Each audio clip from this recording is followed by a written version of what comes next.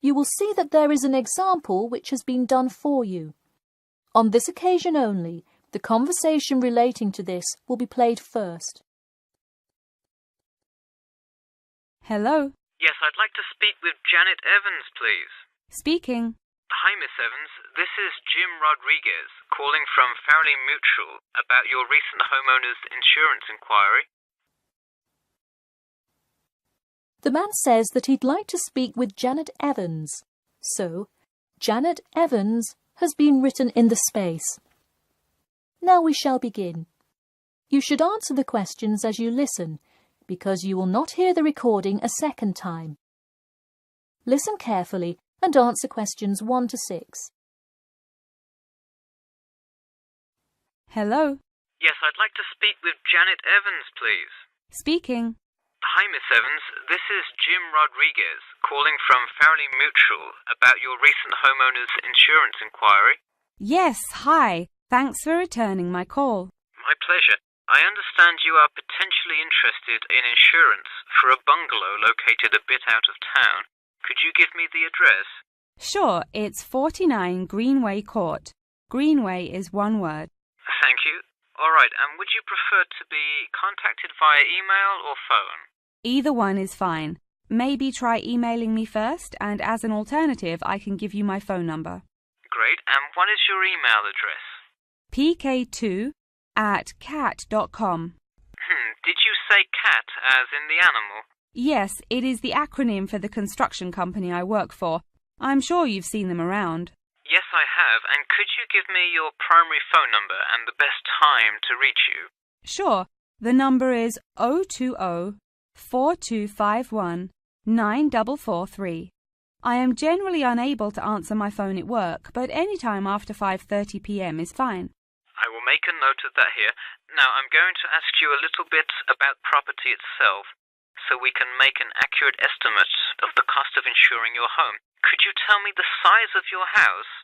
Well, I don't have the exact measurements, but I'm pretty sure it's right around 80 square meters. Should I measure it and call you back later? No, that's completely all right. I'll write 80 square meters for now to get the estimate, and then an agent will come get the exact measurements later on if you decide to purchase our insurance. Okay, great. And what material is your house made of? For example, wood, brick, stucco? It's mainly brick. Great. That will give you a lower rate than most of the materials, since it is so strong. Wonderful. And do you have any sort of home security, Miss Evans? We don't have a fence or anything yet, but we have an alarm system that we use regularly. Good. Before you hear the rest of the conversation, you have some time to look at questions 7 to 10.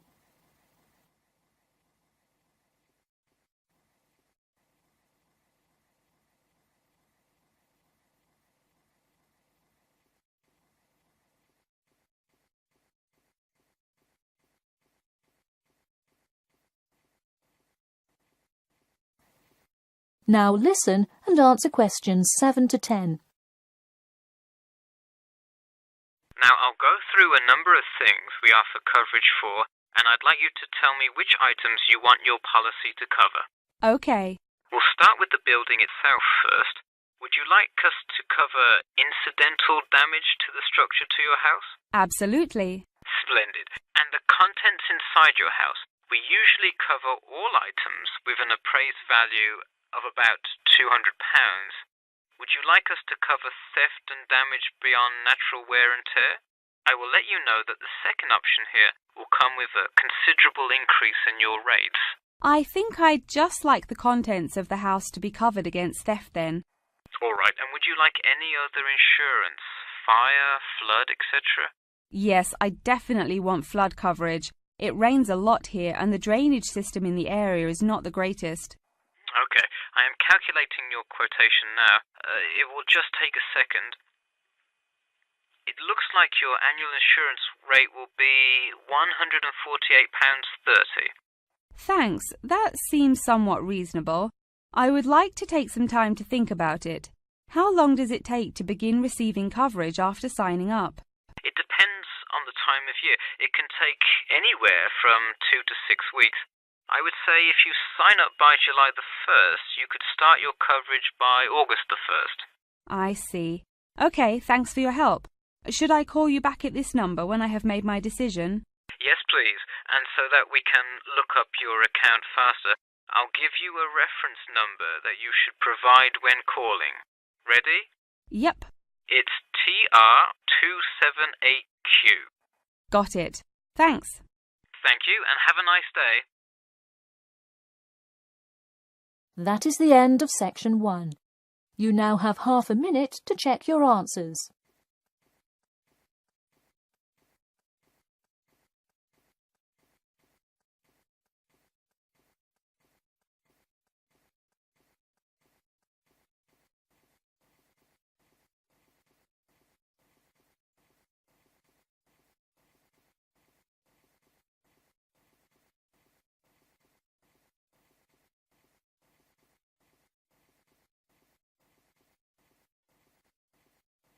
Now turn to section 2. Section 2. You will hear a talk about a pool and outdoor venue created by some people. First, you have some time to look at questions 11 to 14.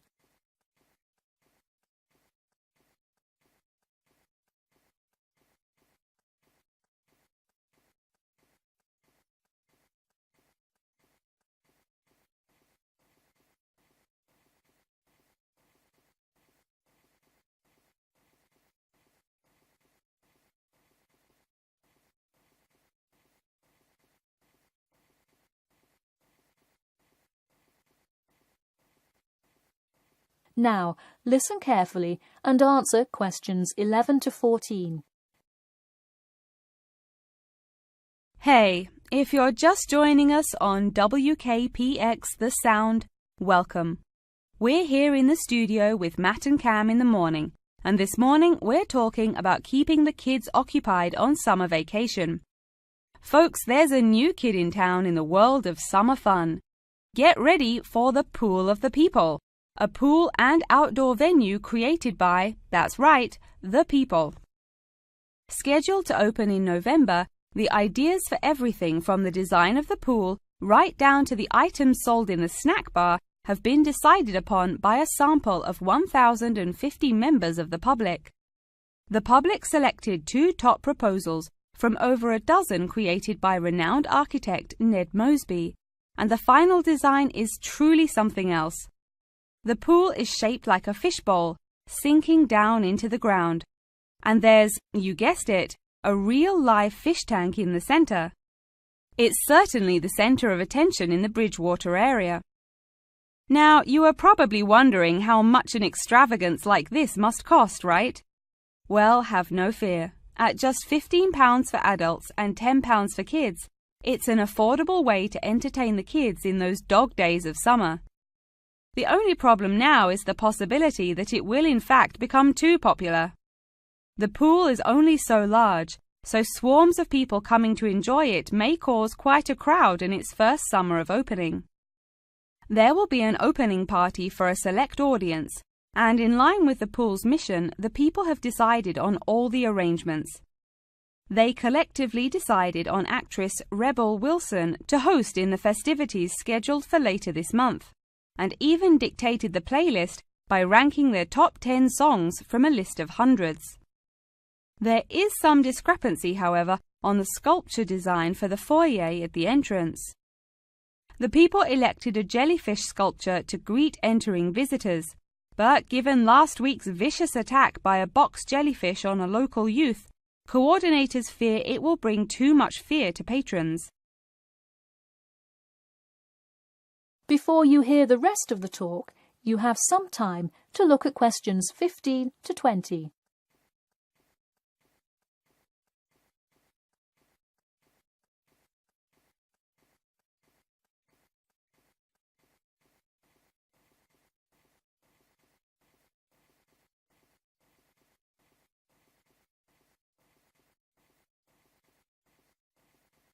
Now listen and answer questions 15 to 20. The theme of the clubhouse is set to be International Waters, with a different section representing each continent. designed by the legendary local artist Roberta Annuzzi. Representing Asia in the reception area will be a mosaic made up of prominent animals indigenous to the continent. A camel, a panda, and the Siberian white tiger, to name just a few. In the West Lounge, feel the cool, icy vibes of the Transantarctic Mountains of Antarctica. Makes you cold just thinking about it, doesn't it? Just seeing a wall with a mural of the glacial mountains is almost enough to cool you off on a December afternoon. Almost. Why not make the trip to the pool a social studies lesson at the same time? The theme in the ladies' lounge room for Africa may not be what you expected. A safari? Drum music? The Nile River? No. Did you know that Africa was home to the first jewelry? I sure didn't. By contrast, as you may expect, North America's theme for the card room is as modern, even futuristic as it gets. Annuzzi created for North America a sort of absurdist print, interestingly juxtaposing the moon landing of 1969 with an abstract depiction of humans living on Mars. Seems to me like an interesting commentary on the future of space exploration. And in the men's lounge room, the ancient forts of Sparta, Rome, Greece, and other European civilizations fittingly exhibit the strength and combatant characteristics of these societies. Finally, the cafe and breakfast room area is an enchanting round room that draws all attention to its center, where there is a strikingly realistic sculpture of a volcano. The delicious food may actually be only the second most exciting part of this room, in comparison to the 9-foot statue, complete with brightly colored molten lava to characterize South America. Honestly, it is like a museum visiting each room of the clubhouse. Why not make the trip to the pool an educational one for the kids? We're going to take a quick commercial break here at WKPX, but we'll be back in 10 with more on what's touted to be the summer's hottest place to beat the heat. That is the end of section 2. You now have half a minute to check your answers.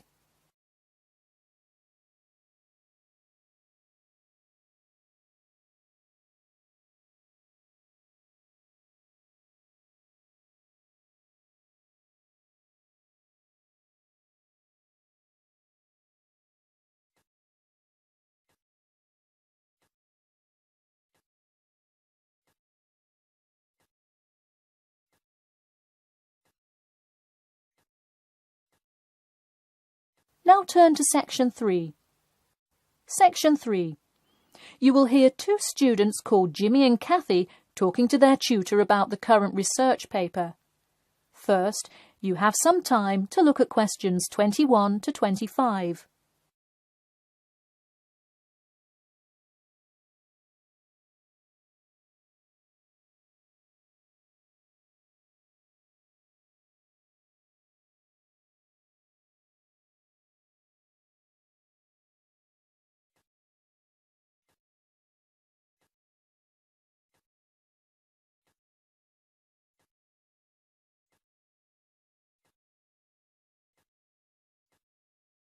Now, listen carefully and answer questions 21 to 25.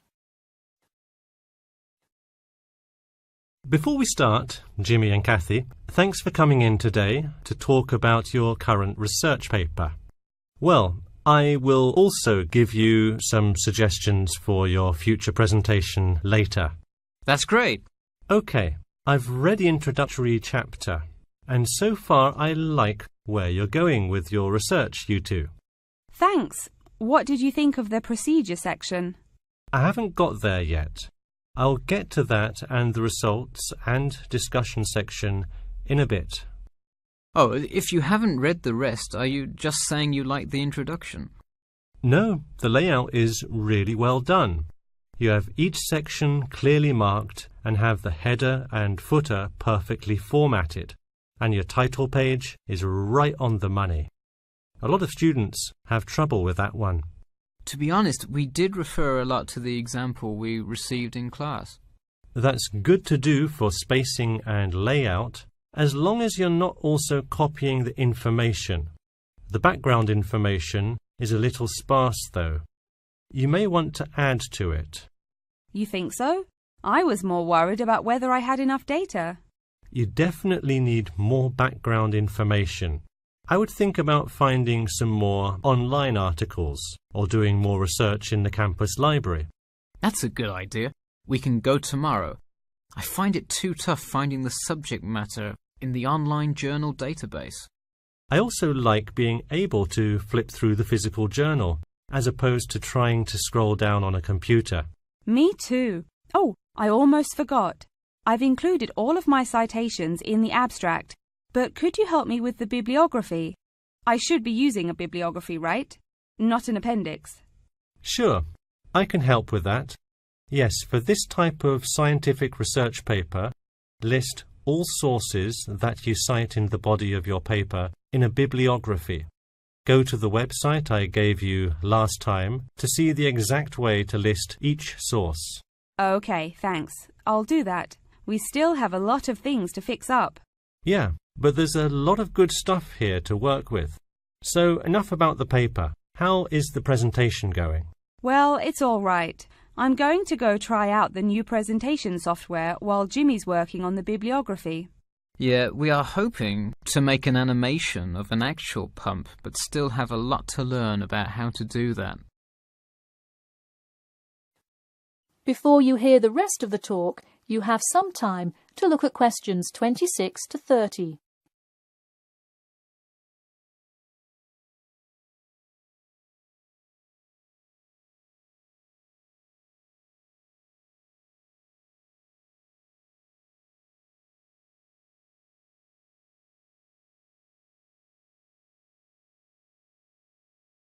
Now, listen carefully and answer questions 26 to 30. Who would have thought before we started this project that we would be able to recreate the motion of a pump? This stuff is just so interesting. So glad to hear it. Yeah, I am glad I took engineering this semester. I would definitely like to keep up with it. You know, there's an organization called the Machine Engineer Society. You should look into joining it. You'd need to score well in your engineering class to qualify, but I think you can do it. Interesting. I will definitely check it out. I would really like to get in contact with some professionals in the engineering field to find out more. I don't really know anyone in the field now, though. I think if you keep meeting people in your classes and professors, you'll be able to get in contact with some really helpful people. Well said, Jimmy. If engineering pumps is something you both are specifically interested in, make sure you stay up to date on new developments. In fact, you could visit the local water treatment facility periodically to see what new developments are going on. That may be a good way to get some practical experience. Well, I don't think they would let you handle any equipment by just visiting the facility. If you really want to get your hands dirty, so to speak, I would recommend instead seeking a summer internship. Wow, you have so many helpful suggestions for getting a leg up. Now, if only you could tell me how to get my work published. Wouldn't that be nice? Well, honestly, all you really need to do is, once you have a dissertation, present it. Present it often and to many audiences, and once you get feedback, adjust it. You'll get published one day. Wow, this meeting has been truly inspiring. Thanks for your help. That is the end of section 3. You now have half a minute to check your answers.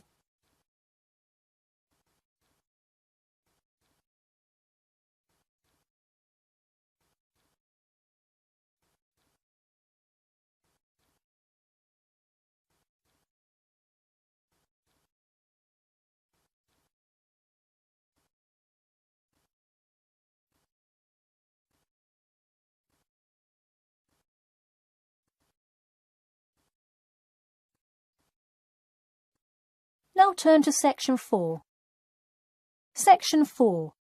You will hear a talk about amber, the formation of amber and its applications in different fields. First, you have some time to look at questions 31 to 40.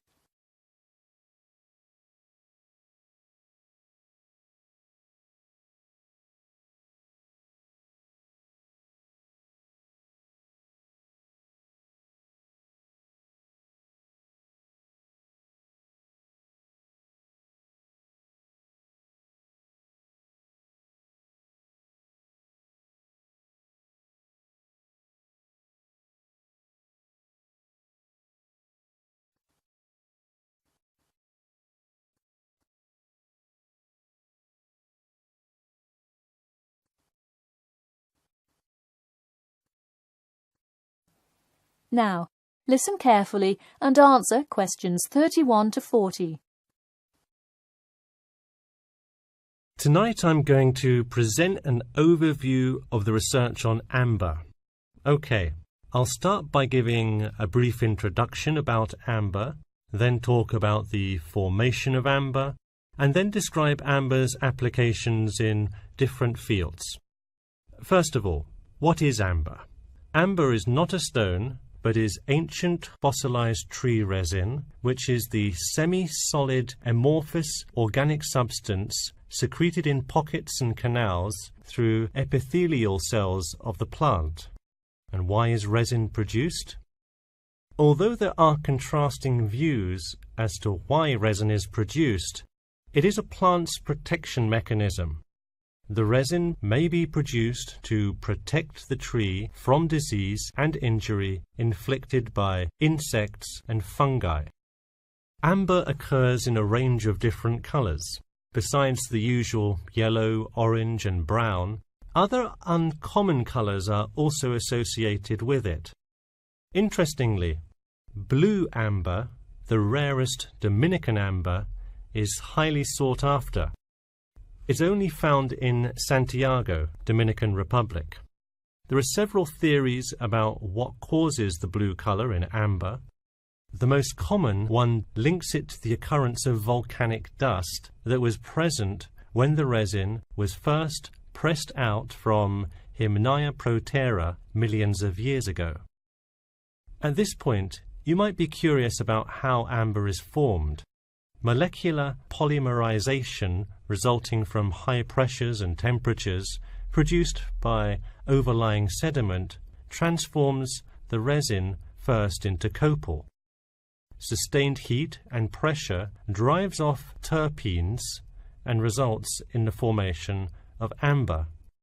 Copal, that I've just mentioned, is also a tree resin, but it hasn't fully fossilized to amber. More generally, the term copal describes resinous substances in an intermediate stage of polymerization and hardening between gummier resins and amber.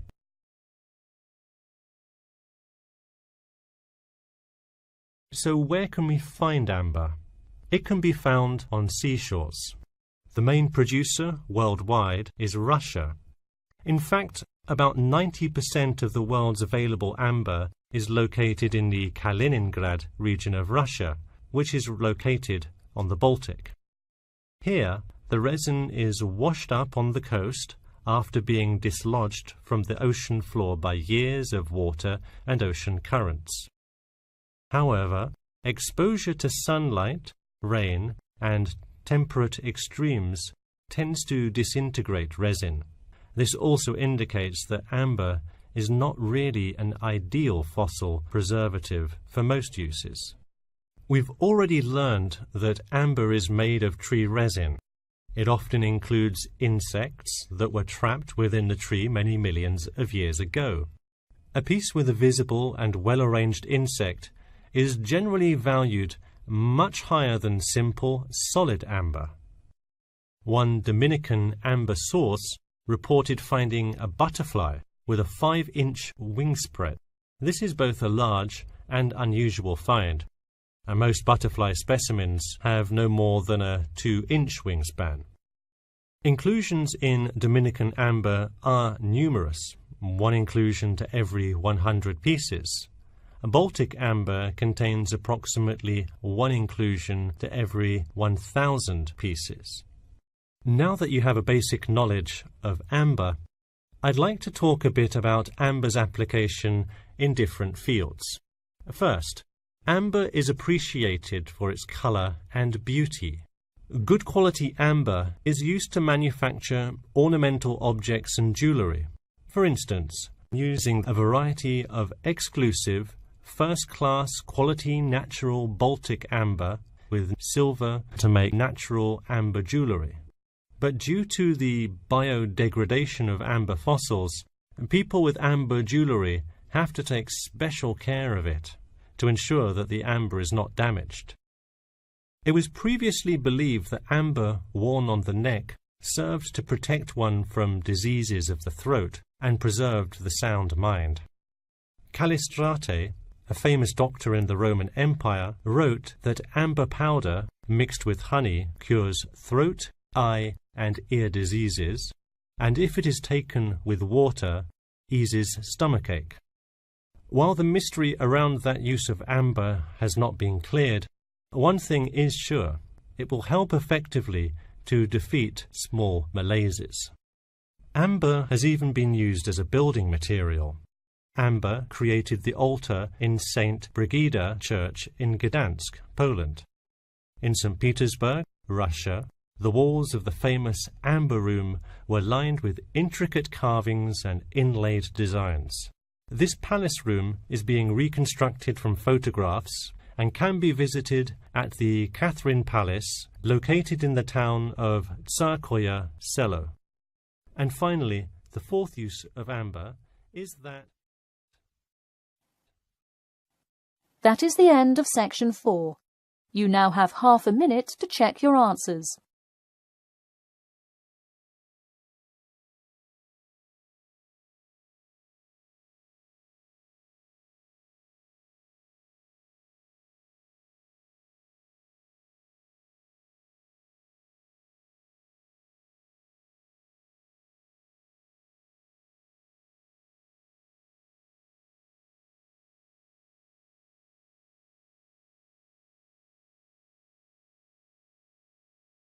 That is the end of the listening test.